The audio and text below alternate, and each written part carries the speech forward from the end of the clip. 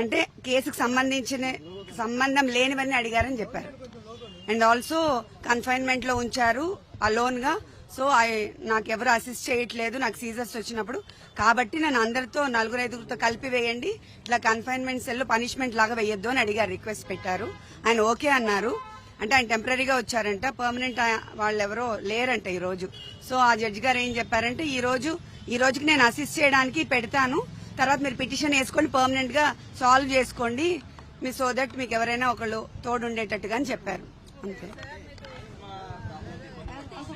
చెప్పారు సార్, చెప్పారు కాబట్టి జడ్జి గారు ఓకే అన్నారు. హెల్త్ ఇష్యూస్ ఉన్నాయని చెప్పారు. ఎందుకంటే అలోన్గా ఉన్నప్పుడు ఆస్మా వచ్చి కాఫ్ వచ్చి తనకి సీజర్స్ వస్తుంది. అంటే 22 hours కన్ఫైన్మెంట్ లో పెడుతున్నారు కదా, అట్లా పెట్టినప్పుడు ఆటోమేటిక్ గా ఆ ఫోబియా ఉన్నప్పుడు అలా వస్తుంది. కాబట్టి అలా వస్తుందని చెప్తే ఆయన కన్సిడర్ చేసి ఈ రోజుకి నేను ఇలా చేస్తాను, నేను టెంపరీ కాబట్టి మీరు పిటిషన్ వేసుకోండి అన్నారు. అలానే వేసి మనం తెచ్చుకోవాలి.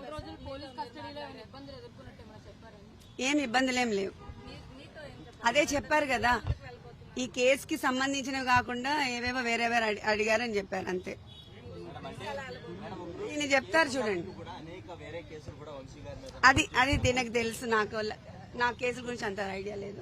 లాయర్ గారు వరుసగా 5 కేసులు నమోదు చేశారు వల్లభనేని వంశీ గారి మీద, ఒకదాని తర్వాత ఒకటి. కేసులకు సంబంధించి ఎట్లా చూడాలి ఏం చెప్తారు? అంటే ఇప్పుడు వల్లభనేని వంశీ గారిని మేము మొదటి నుంచి చెప్తుందే కదా, ఏ కేసుల్లో కూడా నిజాలేం లేవు. ఎలా అయినా వంశీ గారిని కొంతకాలం అయినా జైల్లో బంధించాలన్న ప్రయత్నమే తప్ప ఇంకేం కాదు.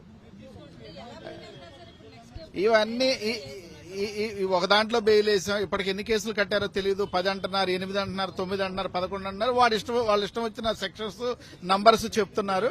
ఇవన్నీ ఫుల్ ఫైనలైజ్ గా వాళ్ళు అవన్నీ ఒకటి సమాచారం తీసుకున్నా అన్ని కలిపి వీ కెన్ ఛాలెంజ్. ఆల్మోస్ట్ ఇవన్నీ కూడా రేపు కోర్టులో నిలబడేవి కాదు. ఇప్పుడు సత్యవర్ధనం ఎలా అయితే సత్యం ఏసీబీ కోర్టులో చెప్పి SC ST కేసు ఆ పార్టీ ఆఫీసులో తొలగిపోయిందో, భవిష్యత్తులో కూడా అన్ని అలాగే జరుగుతాయి.